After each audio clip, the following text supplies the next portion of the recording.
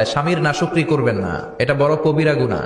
আপনি অনেক আল্লাহর ওলি হতে পারেন, নামাজি হতে পারেন, কিন্তু আপনার স্বামী যদি আপনার উপর নাখোশ থাকে, জান্নাতের দরজা আপনার জন্য খুলবে না। বিশ্বনবী ফাতেমারে বললেন, ফাতেমা, আলী কোথায়? ফাতেমা বলল, আপনার জামাই আলী আমার সাথে ঝগড়া করে বাইরে গেছে। বিশ্বনবীর চেহারাটা আগুনের গোলার মতো লাল হয়ে গেল। বিশ্বনবী ডেকে বললেন, ফাতেমা, তুমি বিশ্বনবীর মেয়ে হতে পারো, কিন্তু আলী তোমার স্বামী। আলী যদি তোমার উপর নাখোশ থাকে, জান্নাতের দরজা তোমার জন্য খুলবে না। কোথায় গেছে আলী, কোথায়? বললেন যে মসজিদে নববীতে গেছে। বিশ্বনবী যে দেখলেন বালির উপরে আলী শুয়ে আছে। বিশ্বনবী মজা করে ডাক দিলেন, ইয়া আবা তোরাব। তোরাব অর্থ বালি, তোরাব মানে কি? বিশ্বনবী ডাক দিলেন, ইয়া আবা তোরাব, মানে হে বালির বাবা আলী, ওঠো। এখন আলী ওঠে না, রাগ করে আসছে।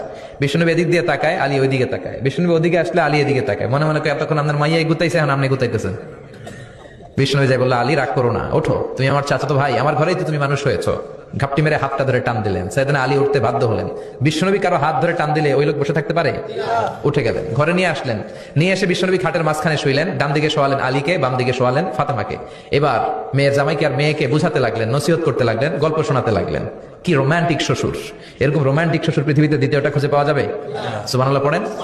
ফেরাউনকে লোহিত সাগরে তো ডুবিয়েছেই। আল্লাহ বলেন, ফেরাউন, তোর অনুসারী যারা পৃথিবীতে থাকবে, তোর চালা চামুন্ডা যারা থাকবে, তোর খালাতো ভাই চাচাতো ভাই যারা দুনিয়াতে বেঁচে থাকবে, তাদের জন্য তোর লাশটারে আমি শুটকি বানিয়ে রাখলাম।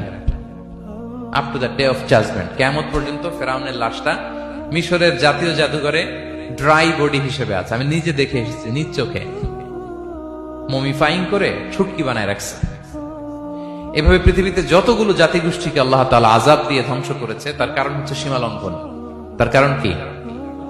প্রিয় ভাইরা, আমরা যেন আমাদের লাইফস্টাইলের দিকে একটু খেয়াল করি যে এই সীমালঙ্ঘনের কাতারে আমরা চলে আসলাম কিনা।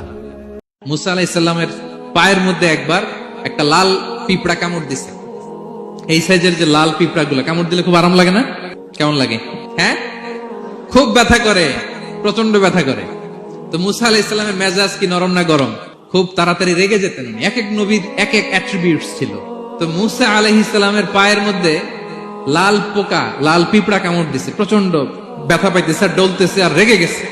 রেগে তাকে দেখে দিকে লাল পিঁপড়ার বাসা, যে পা দিয়ে ডোলে সবগুলোরে মেরে ফেলছে। তো ঘটনাটা ছিল, মুসা আলাইহিস সালাম আল্লাহকে জিজ্ঞেস করছিলেন এই ঘটনাটা আল্লাহ কেন ঘটাইছে। আল্লাহকে জিজ্ঞেস করছিলেন, আল্লাহ, আযাব যখন কোন এলাকায় পাঠান তখন তো শুধু জালিমরাই মরে না, ভালো লোকগুলাও তো মারা যায়। তো এই আযাবে ভালো লোকগুলা কেন মরে? আল্লাহ উত্তর দেয় না, এই ঘটনা ঘটাই দিচ্ছে। পিঁপড়া যখন কামড় দিছে, রেগে সবগুলো মেরে ফেলছে। আল্লাহ বলে, মুসা, কামড় দিছিল কয়টা? কয় আল্লাহ একটা। তো ওগুলোর মারলা কেন? অ্যাকশনে যখন যায়, এত কিছু দেখে অ্যাকশন নেওয়া যায় না।